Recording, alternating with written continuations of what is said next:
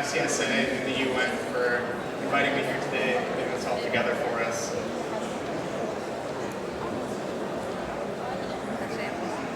And I think it's important that I note in the title of this talk that everyone refers to all of the individuals on this planet.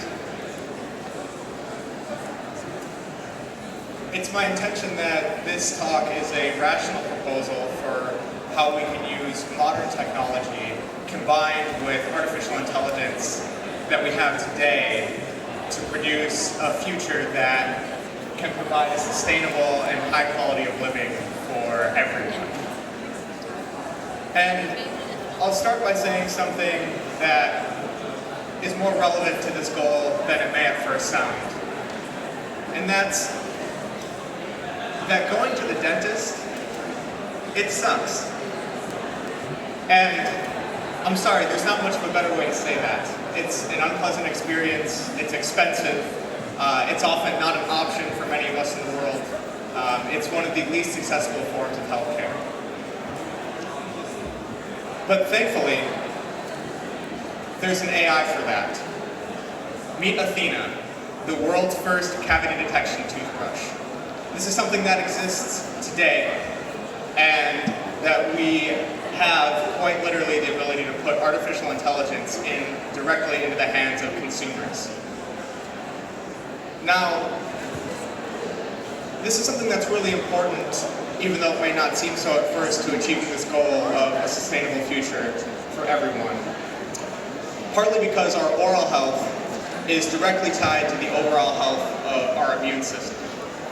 And if our immune system isn't healthy, it's harder for us to lead productive and happy daily lives.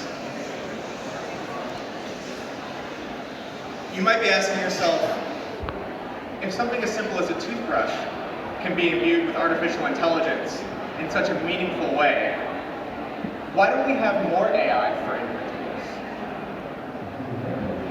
This is actually quite normal, given the current state of development of artificial intelligence. And we see examples of this across many industries, both past and present. In the computing revolution, it wasn't that long ago that computers took up an entire room. This is a picture of Colossus, a World War II era computer used for code breaking in Britain. And today we have devices that are much smaller, much more accessible to humans, and they fundamentally change the way we live our daily lives and allow us to augment our current skills and abilities.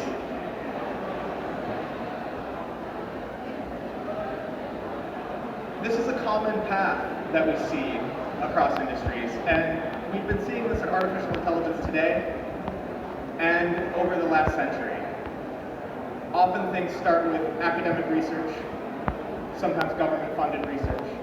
We saw this with artificial intelligence in the 50s. We went through a couple of what's been known as AI winters, where practical applications of that research for about 50 years were a bit elusive. We saw advances in this research in the late 90s with Dr. Jürgen Schmidhuber's development of LSTM models. And with the advent of additional data and immense amounts of compute power, we've seen much greater advances in artificial intelligence in the last 15 years. And now we're just starting to see the early signs of artificial intelligence being offered for individuals. And it's thankfully not just in a toothbrush. We're starting to see early functioning self-driving cars, and we have a number of other companies pursuing more ambitious goals that may be happening on the order of decades for individuals. That being said, today we still have huge advancements happening for governments and businesses in the middle of this chain of progression for a new technology. At DeepAI and in a number of other companies, we've seen computer vision and artificial intelligence used to help improve the response time for first responders through detecting things like fires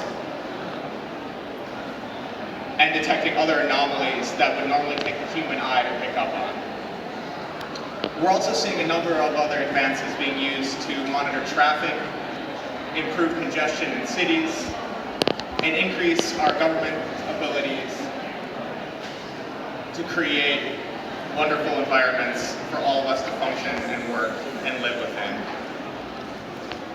Now, I should note that these are all applications of artificial intelligence that are available today. They exist today amongst all of the other amazing applications that we've seen talks for throughout the last 24 hours here. And these aren't something that's far off that we don't quite have access to. Yet, we feel, even with these wonderful advances, that this puts artificial intelligence indirectly in the hands of individuals and impacts individuals indirectly, even if it is greatly.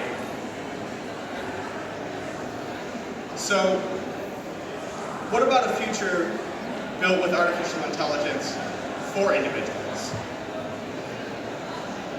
We have companies like Neuralink that are developing high bandwidth computer-brain interfaces to keep humans relevant in a world fueled by artificial general intelligence.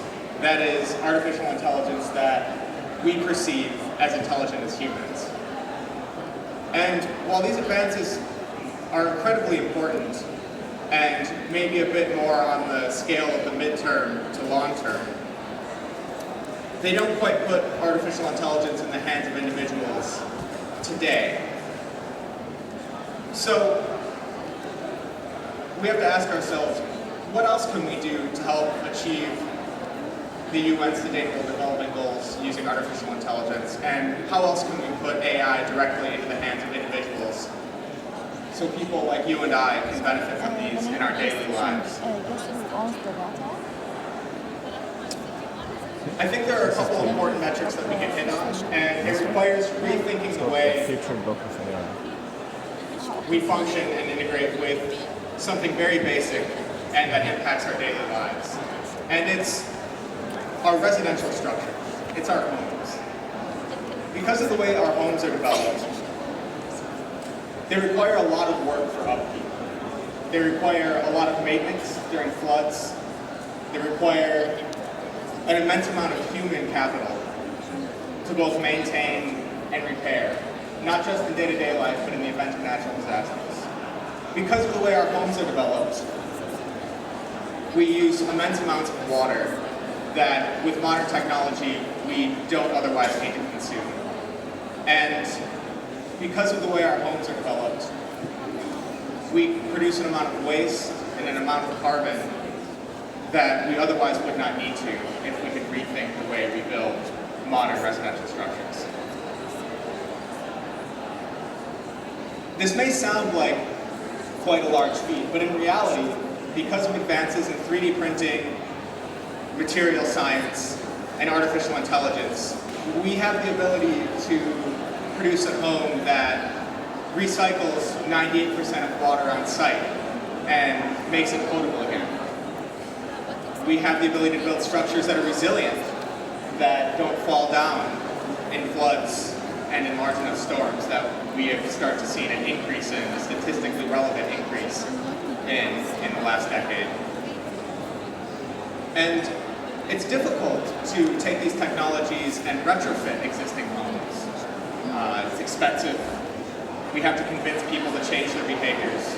And so we view this as a fundamental rework of the way structures are built.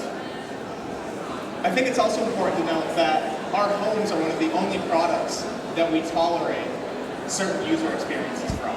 For example, if you had to clean the screen of your smartphone for about 30 minutes every few days to a week, just for it to function optimally, how would you feel about that smartphone?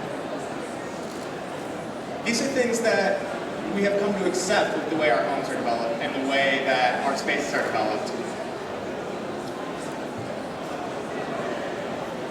And we aren't the first people to talk about this. There have been architects throughout time that have tried to solve a number of these issues. But one of the big missing pieces that they had was modern artificial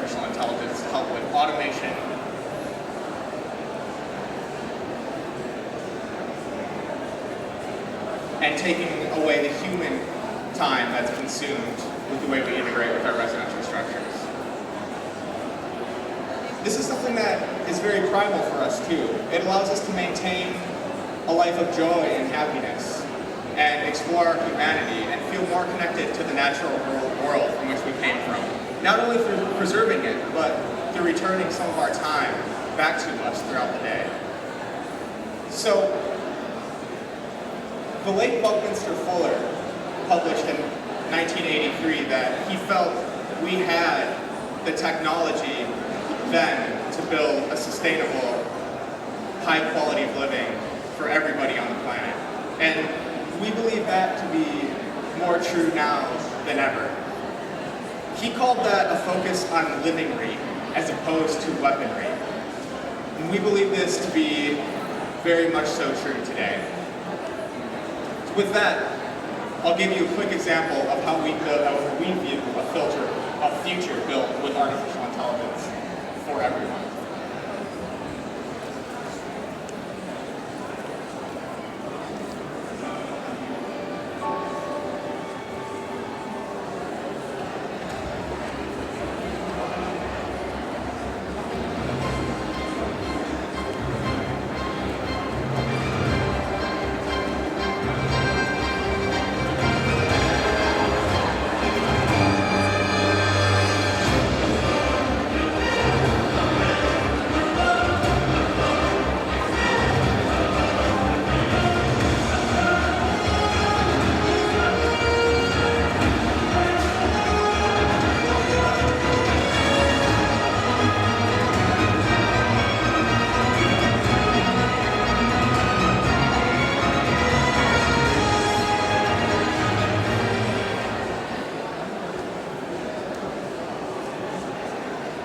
To me, this is a future built with artificial intelligence for everyone.